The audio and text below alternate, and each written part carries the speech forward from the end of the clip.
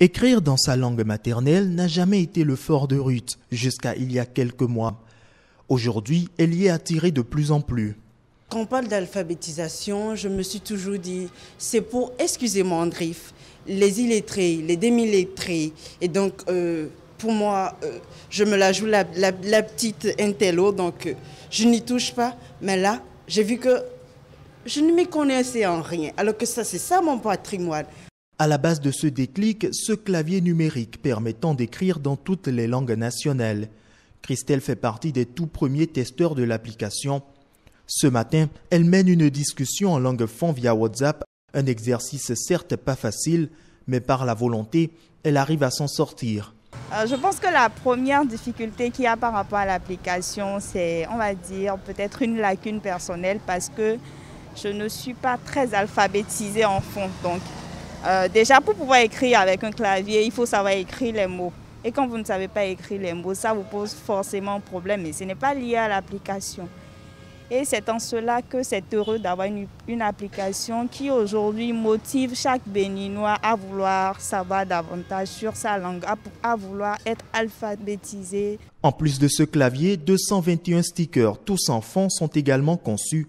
Joindre l'utile à l'agréable grâce au numérique, voilà ce que fait Fabroni Yoklounon.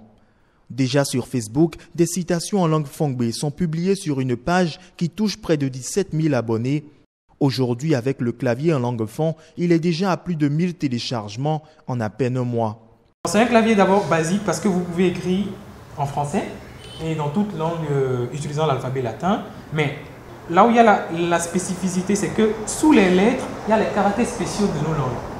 Donc quand par exemple je prends le A, donc vous voyez, sur les claviers habituels de Google, vous ne verrez pas tous ces diacritiques.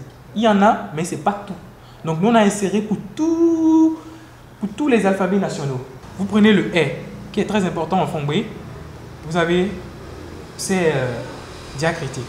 Donc par exemple, les deux lettres, là, nous on les a créées parce que c'est beaucoup utilisé dans les alphabets nationaux.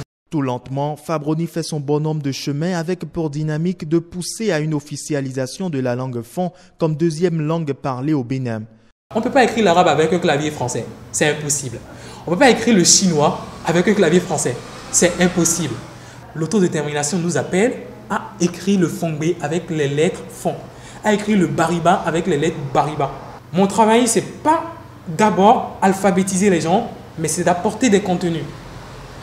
Si déjà il y a des contenus, on peut formaliser la langue. Quand il y aura de données, les gens seront alphabétisés de façon simple sur Internet. Ils vont écrire, ça va corriger automatiquement comme en français. Le prochain défi reste la création d'un dictionnaire fon français 100% au compteur de l'alphabétisation des langues nationales au Bénin. Il y croit.